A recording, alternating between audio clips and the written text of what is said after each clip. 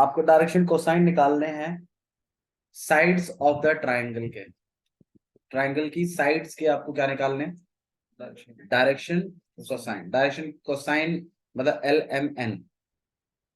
अब हमने लाइनों के बारे में जो चीज पढ़ी है वो ये है कि लाइनों के डायरेक्शन कोसाइन दो तरीके से निकल सकते हैं। या तो आपको एंगल पता हो उस लाइन का जो बना रहा है वो एक्स एक्सिस, वाई एक्सिस और जेड एक्सिस के साथ, और या तो आपको उस लाइन के डायरेक्शन रेशियो पता हो। तो आपको डायरेक्शन कोसाइन निकालने हैं, लेकिन किसके निकालने हैं डायरेक्शन कोसाइन? योगेश, किसके डायरेक्शन कोसाइन निकाल? अभी नीचे से थर्ड से चॉप करो, राइट साइड से। हाँ, तो direction cosine of the sides of triangle आपको निकालने हैं। ठीक है, ट्राइंगल की साइड्स के क्या निकालने हैं? डायरेक्शन कोसाइंस जिसके वर्टेक्सेस हैं ये और ये। तो मतलब एक ट्राइंगल जिसके तीनों वर्टेक्सेस आपको दिए हुए हैं। तो पहला है 3,5,-4, दूसरा है -1,1,2, और तीसरा है -5,-5,-2। Let it be A point, B point और C पॉइंट। उमंग पिटेगा, ध्यान रखना, पढ़ाई नहीं कर रहा। ABC आपके पास तीन वर्टेक्स, तीनों वर्टेक्सेस के कोऑर्डिनेट दिए हुए हैं। आपको मुझे AB का भी डायरेक्शन कोसाइन निकाल के दिखाना है, BC का भी निकाल के दिखाना है और AC का भी। भाई AB का डायरेक्शन कोसाइन तो हम तब निकालेंगे ना जब हमें इसका डायरेक्शन रेशियो पता होगा। डायरेक्शन रेशियो कैसे निकालते हैं योगेश? किसी भी लाइन का डायरेक्शन रेशियो कैसे निकालते हैं? नहीं यार, डायरेक्शन रेशियो x2 माइनस। अब AB लाइन पर आपको ये भी पता है और ये पॉइंट भी पता है, तो अगर आप इनको माइनस करवा दें तो आपके पास डायरेक्शन रेशियो का बंदोबस्त हो जाएगा लाइन AB के लिए।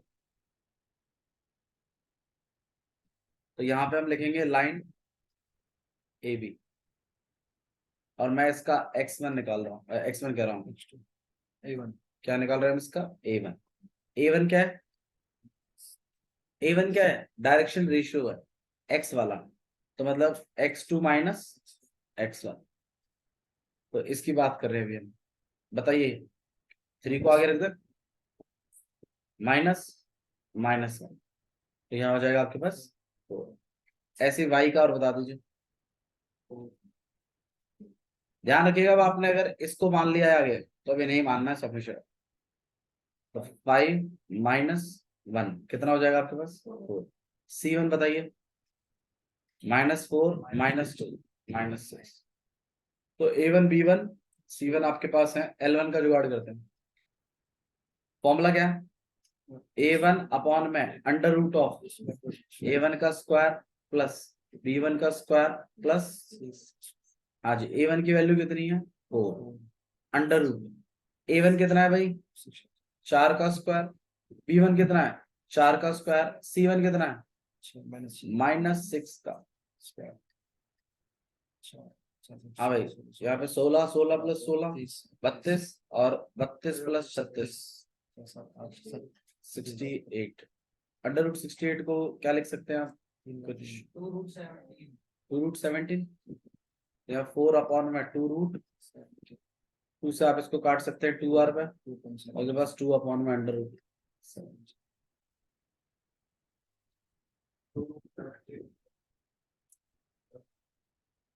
ना ना, रैशनलाइज नहीं, समझ में आया कैसे किया? ठीक है, ऐसे ही हम किसको करेंगे? M1 को। ऐसे ही आपको क्या कैलकुलेट करना है? N1। हाँ भाई, M1 में बताइए, B को ऊपर रखते हैं और अंडर रूट में 68, तो कहीं ना कहीं ये भी काट कूट के कितना आएगा? 17 अंडर रूट 70। सही है ना? ना, N की वैल्यू के लिए तो C1 को यूज करेंगे ना, -6 अपॉन में अंडर रूट। तो -6 अपॉन में अंडर रूट 68 को क्या लिखते हो आप? 2√70। 2 से कट कर देंगे इसको 3, तो यहाँ आएगा -3 अपॉन में √7।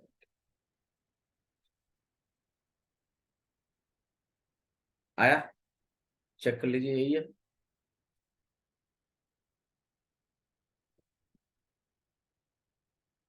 ऐसे ही ए बी के निकाले हैं, ऐसे ही आपको बी सी के निकालने हैं, और ऐसे ही ए सी के निकाल। बोलो। हाँ भाई, एक क्विक रिवीजन कर लेते हैं फटाफट। सबसे पहले हमने पढ़ा था वेक्टर और लाइन में फर्क। हाँ भाई, क्या फर्क था? वेक्टर जो है वो यूनी डायरेक्शनल है, एक ही डायरेक्शन में है मामला, और लाइन जो है आपकी वो बाय डायरेक्शन। और यही वजह थी कि ये तो X axis, Z axis, Y axis के साथ एक ही टाइप के एंगल्स क्रिएट करता है, अल्फा, बीटा और गामा, क्योंकि डायरेक्शन एक ही है। लेकिन लाइन को आपको दोनों तरफ से प्रेफरेंस देनी पड़ती है, मतलब अगर ये अल्फा है तो दूसरे तरफ का एंगल भी निकालना पड़ेगा आपको। तो ये पूरा 180 होता है, एक तरफ का अल्फा है तो दूसरा कितना होगा? Pi minus alpha. पाई क्या रिप्रेजेंट करता है? 180। ठीक है। और वाई एक्सिस के साथ ये बीटा एंगल बनाता है, तो दूसरा वाला कितना बनाएगा भाई? Pi minus beta. और तीसरा वाला ये गामा बना रहा है, तो ये वाला कितना बनाएगा? Pi minus. तो मतलब कहीं ना कहीं आपके अगर एंगल्स की बात करें तो दो, तो टोटल मतलब हर एक्सिस जो है दो तरह से एंगल क्रिएट कर रही है, लेकिन आपको जो लेके चलना है वो एक्यूट एंगल्स लेके चलना है। अच्छा, अब अगर एंगल दो हैं तो ऑब्वियस सी बात है, कॉस में जब आपने वैल्यूज रखी, जैसे कॉस अल्फा और cos pi minus alpha. Cos alpha को तो चलो आपने एल बना लिया, पाई माइनस अल्फा के लिए पाई की वजह से कॉस क्या रहा आपका? कॉस अल्फा का अल्फा। पाई माइनस अल्फा कौन सा क्वाड्रेंट है?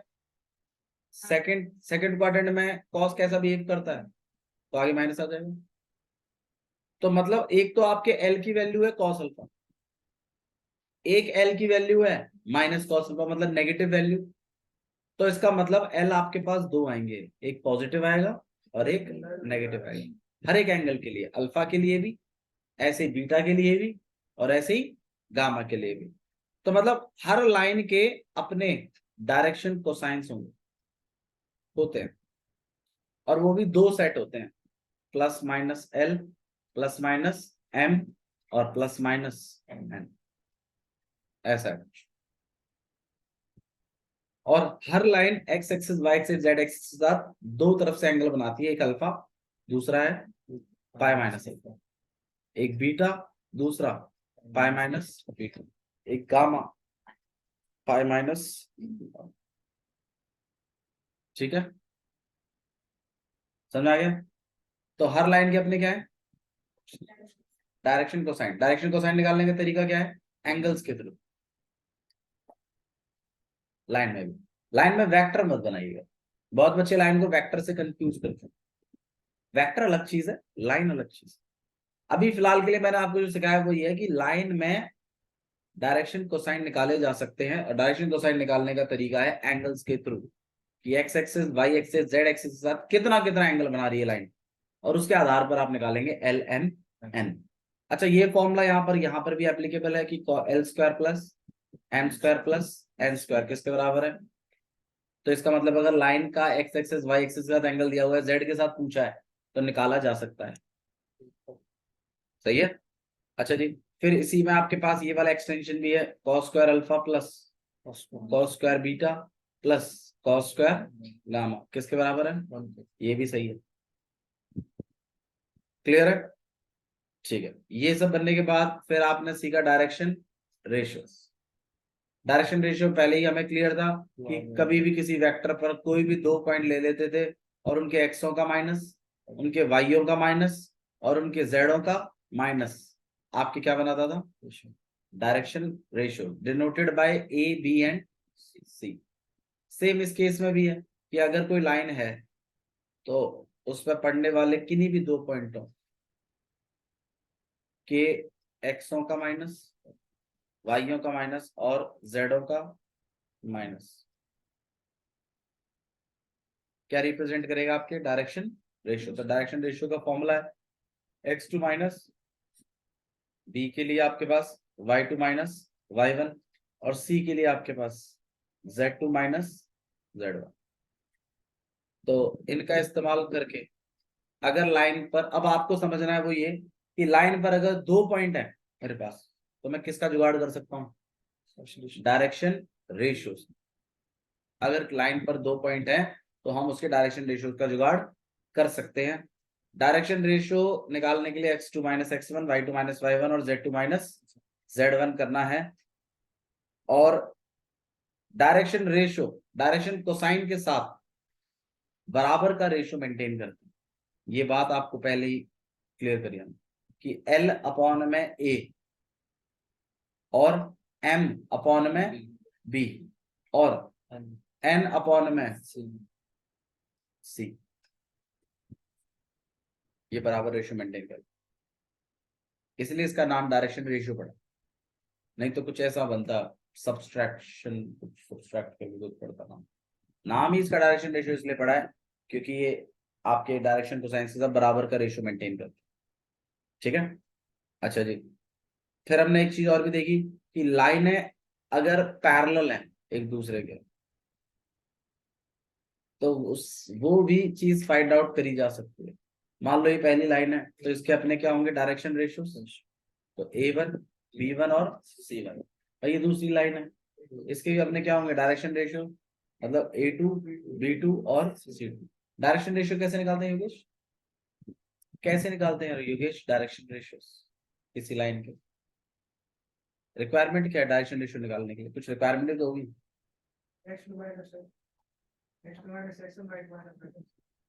एक्सों की वैल्यू का माइनस लाइन पर। देखो आप इसको ऐसे याद मत करिए फॉर्मूले के थ्रू, आप इसको ऐसे याद करिए कि अगर डायरेक्शन रेशियोज निकालना है तो लाइन पर 2 पॉइंट पता होने जरूरी, उनके एक्सों का माइनस, वाईओ का माइनस और जेडओ का माइनस ही आपको डायरेक्शन रेशियो देगा। अगर किसी लाइन के डायरेक्शन रेशियोज पता है तो आप ये भी चेक कर सकते हो कि वो दूसरी वाली लाइन के साथ पैरेलल बना रही है, परपेंडिकुलर है या कुछ भी नहीं। क्योंकि अगर पैरेलल है तो इनके रेशियोज, इनके डायरेक्शन रेशियोज आपस में इक्वल हो।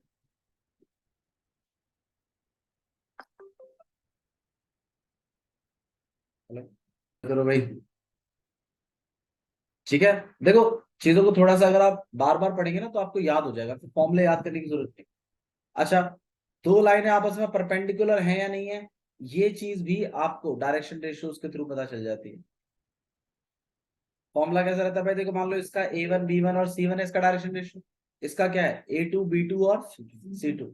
तो अगर आप A1 A2 plus B1 B2 और प्लस C1 C2 अगर करें और वो भी अगर इक्वल टू 0 आ जाए तो बिल्कुल लाइनें परपेंडिकुलर बोली जाएंगी। मतलब डायरेक्शन रेशियो का काफी महत्व है लाइन में। और डायरेक्शन रेशियो कैसे निकालते हैं योगेश? बताओ ना दोबारा से। उनके एक्स और लाइन पर पड़ने वाले 2 पॉइंटों के एक्सों का माइनस, वाईओ का माइनस और जेडओ का, x2 minus x1, y2 minus y1 और z2 माइनस z1 क्या देता है? बहुत बढ़िया। किससे डिनोट करते हैं?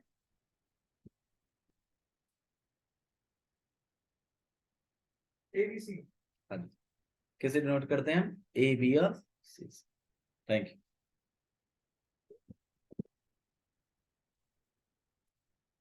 पैरेलल के लिए क्या कंडीशन? डायरेक्शन रेशियो आपस में क्या होना चाहिए? इक्वल। और परपेंडिकुलर का क्या है? क्या? A1 A2 plus B1 B2 C1 C2। Good. इसमें A1 A2 क्या है? किसके? बहुत बढ़िया, ठीक सही। पहली वाली लाइन का और दूसरी वाली लाइन में, गुड नाइस। ठीक है, अच्छा जी। ये जो कंडीशंस हमने चेक कराई हैं ये सिर्फ डायरेक्शन रेशियोज के साथ ही नहीं, डायरेक्शन कोसाइंस के साथ भी काम करती है। मतलब अगर आप पहली वाली लाइन का L1 अपॉन L2 करा दें, दूसरी वाली का L2, उसके बाद M1 M2 करा दें और N1 N2 करा दें, और अगर ये इक्वल आ जाए रेशियोज, तो भी हम कह सकते हैं कि आपकी लाइन फर्स्ट पैरेलल है लाइन सेकंड के। ऐसा ही परपेंडिकुलर है। हाँ, रेशियो रख के अगर सेम आ जाए और परपेंडिकुलर है आपके पास तो L1 L2 m1 और n1 एंड ये भी आपस में इक्वल टू 0 मेंटेन करा दें तो भी आप कह सकते हो लाइन आपस में कैसी है, परपेंडिकुलर। मतलब किसी एक लाइन के डायरेक्शन कोसाइन भी होते हैं, डायरेक्शन रेशियो होते हैं। डायरेक्शन कोसाइन कैसे निकालते हैं उमंग? कोसाइन काहे का वेक्टर, वेक्टर कहां से आ गया सब कुछ? लाइन चल रही है, कॉस अल्फा, कॉस बीटा और कॉस गामा, एंगल्स के थ्रू सिखाया मैंने सर। कोई line X axis, Y axis और जेड एक्सिस के साथ क्या क्या एंगल क्रिएट कर रही है, उसके कॉस की वैल्यूज से आप उस लाइन के डायरेक्शन कोसाइंस को निकाल सकते हैं। इसमें कोई वेक्टर नहीं है, वेक्टर अलग टॉपिक है, लाइन अलग टॉपिक है। लाइन में अभी तक आपने जो पढ़ा है वो है direction cosines, direction ratios, angles. समझ में आया? एंगल से क्या निकलते हैं? Direction cosines. लाइन पर दो पॉइंट मिल जाए तो क्या निकलता है? Direction ratio. ठीक है, अच्छा जी। अब डायरेक्शन रेशियो और डायरेक्शन कोसाइन के बीच में एक लिंक है, उस लिंक को समझिए कि अगर आप किसी लाइन के डायरेक्शन कोसाइन निकालना चाहते हैं तो एक तरीका तो उसके एंगल्स के थ्रू है कि वो X axes, Y axes, Z axes क्या क्या एंगल क्रिएट कर रहा है। दूसरा क्या है कि अगर लाइन पर दो पॉइंट भी मिल जाए तो भी आप उसके डायरेक्शन कोसाइन का बंदोबस्त कर सकते हैं। पर भैया इससे तो डायरेक्शन रेशियो का बंदोबस्त होता था। हाँ, पहले डायरेक्शन रेशियो का बंदोबस्त होगा और फिर किसका बंदोबस्त होगा? Direction cosine. मतलब कि डायरेक्शन कोसाइन और डायरेक्शन रेशियो के बीच में एक फॉर्मूला लिंक है। वो लिंक ये है कि L इक्वल टू बराबर होता है A अपॉन में अंडर रूट ऑफ A का स्क्वायर प्लस B का स्क्वायर प्लस। हालांकि ये जो चीज है ये आई वो वेक्टर वाले फॉर्मूले से ही है, ये मैंने कल आपको समझाया था। हाँ बोलो। ये आपका डायरेक्शन कोसाइन निकालने का तरीका है, लेकिन कैसे? जब लाइन पर दो पॉइंट दिए हुए हों तो। ये निकालेंगे कैसे? निकालेंगे आप ऐसे कि आप पहले निकालोगे डायरेक्शन रेशियो कि ए बराबर होगा किसके? x2 minus x1। बी किसके बराबर होगा? y2 minus y1। सी किसके बराबर होगा? z2 minus z1। ये निकल आएंगे आपके पास डायरेक्शन रेशियोज। डायरेक्शन रेशियोज के बाद फिर आप इस वाले फॉर्मूले में लगा देंगे और क्या निकाल लाएंगे? Direction cosine. क्या निकाल देंगे? ऐसे ही एल के लिए, ऐसे ही एम के लिए। एम के लिए फॉर्मूला क्या है? बी अपॉन में अंडर रूट ऑफ स्क्वायर। और ऐसे एन के लिए सी अपॉन में under root of A square plus B square plus. दो सेट चल रहे हैं तो आगे प्लस माइनस लगा देते हैं, पर चिंता मत करिए, आपको पॉजिटिव वाला कंसिडर करना। बताइए किसी को कोई इश्यू है तो?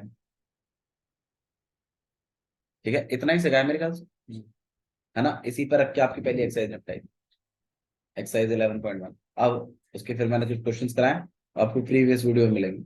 ठीक है, चलिए आइए अगली एक्सरसाइज बढ़ाते हैं। मैंने आपको बिना लाइन की इक्वेशन सिखाए लाइन के डायरेक्शन कोसाइन, डायरेक्शन रेशियो और एंगल्स के बारे में बात करती है।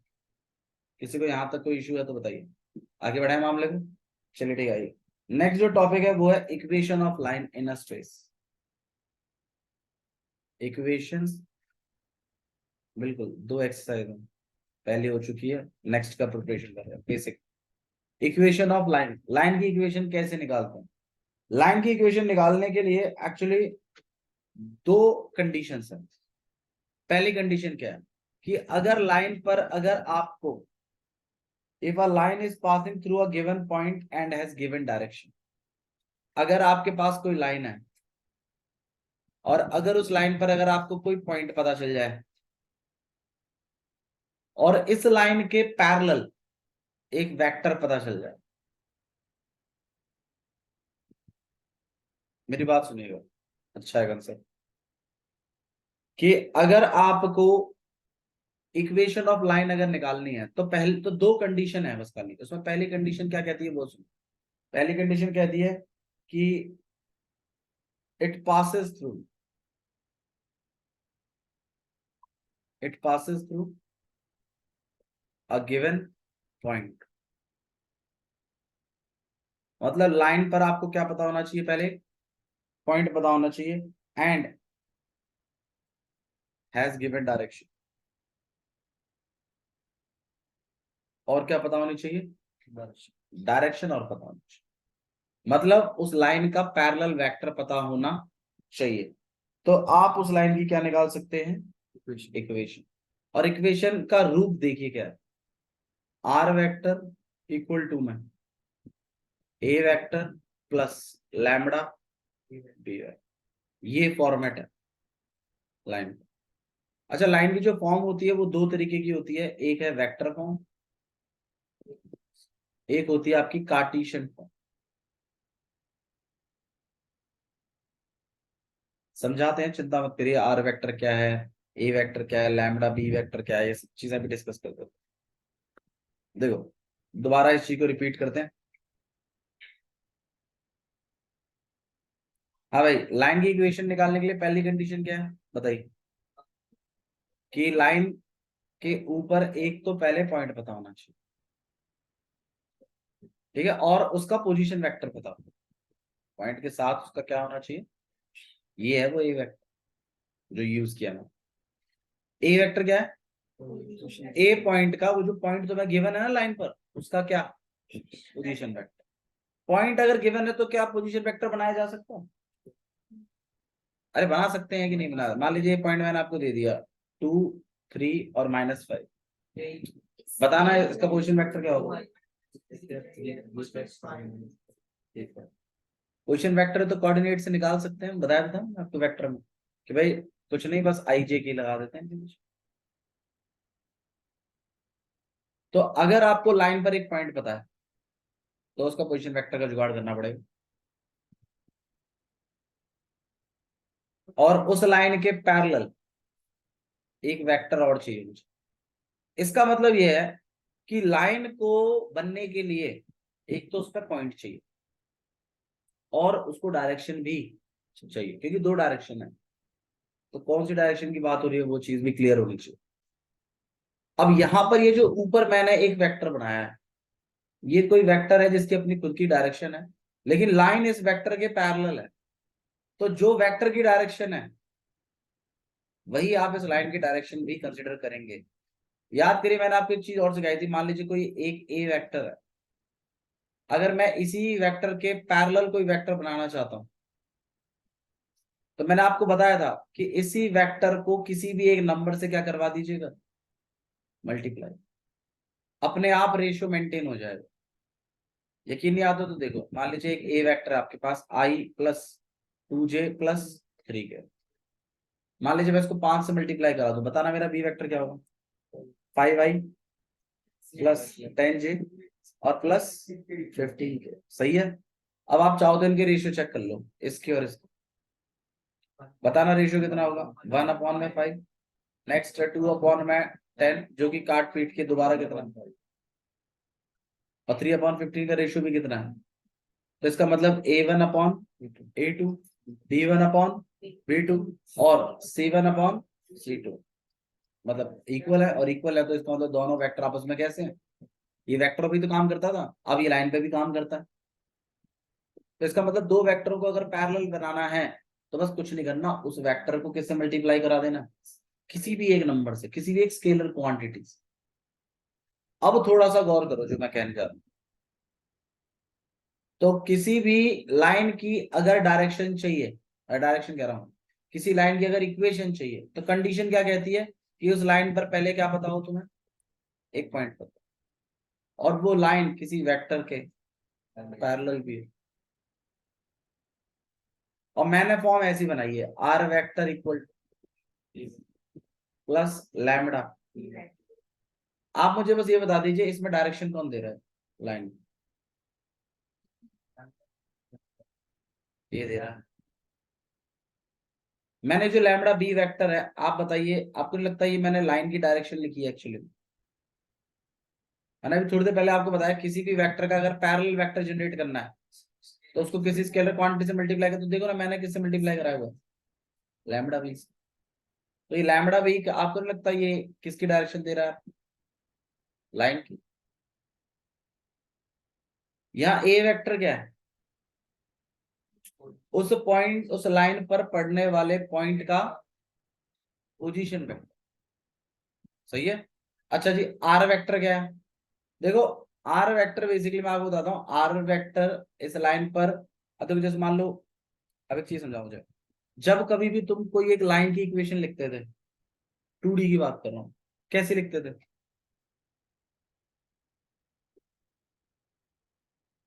2x + 3y = 5। यहाँ ये जो x है और ये y है, ये क्या है?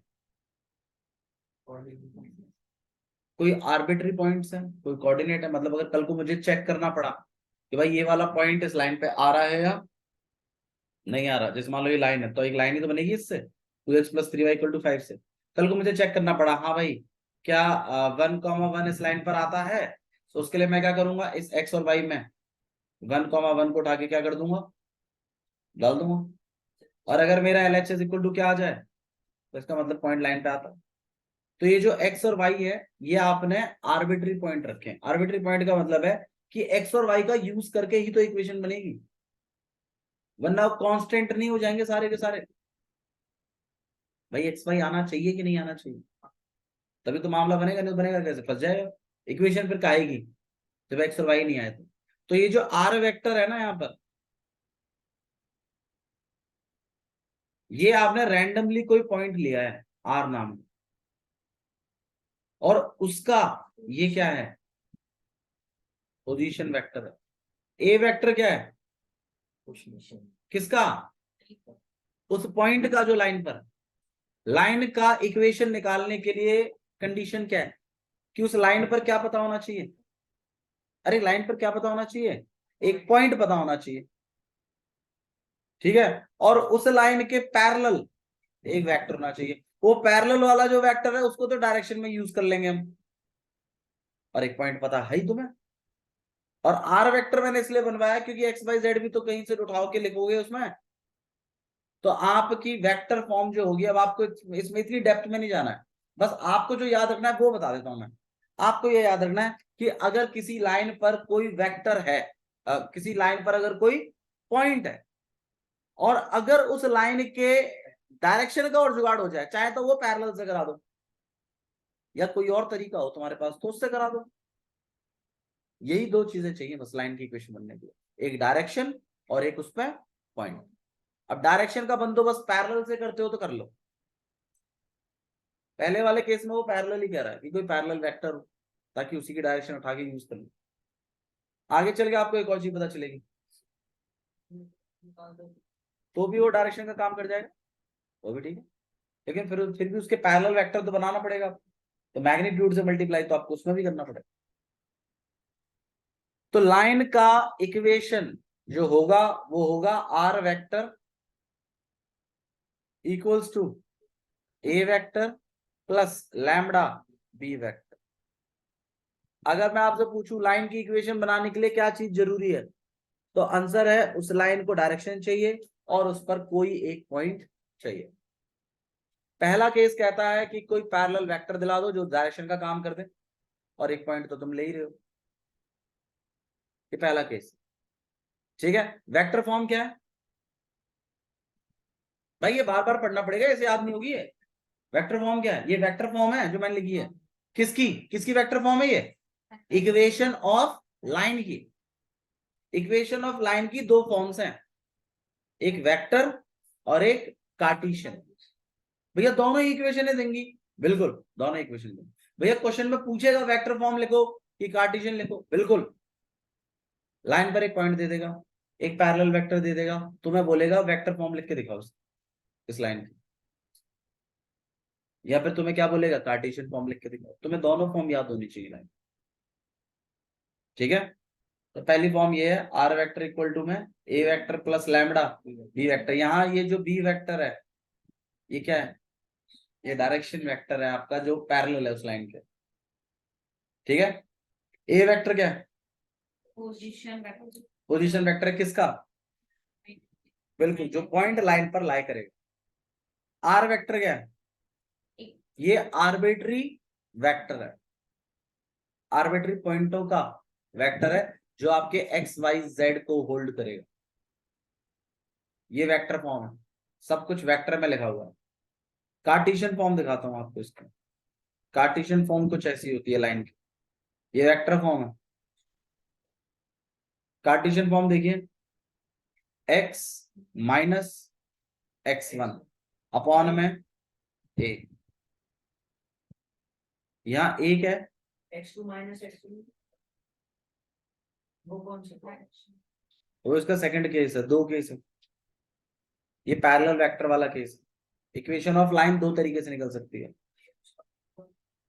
a क्या है ये बताइए आप मुझे, वो जो पैरेलल वेक्टर है ना, ये उसका डायरेक्शन रेशियो है। अरे याद करो, ये बी वेक्टर को ही तो दोगे आप इसमें, ए आई प्लस बी जे और प्लस सी के। यहाँ ये जो ए वेक्टर बन रहा है ये बनेगा x1 i plus y1 j और प्लस z1 के। एक बार में नहीं आता समझ में, दोबारा एक्सप्लेन करना पड़ता है, बिल्कुल करना पड़ता है। लेकिन आप अपना होमवर्क तो करके आओ सही से, पढ़ के आना है, दोबारा रिपीट करूंगा तब बनेगा मामला सही से। तुम पढ़ के आओ मत, मिले तो वही हो गया, दोबारा पढ़ा रहा हूं।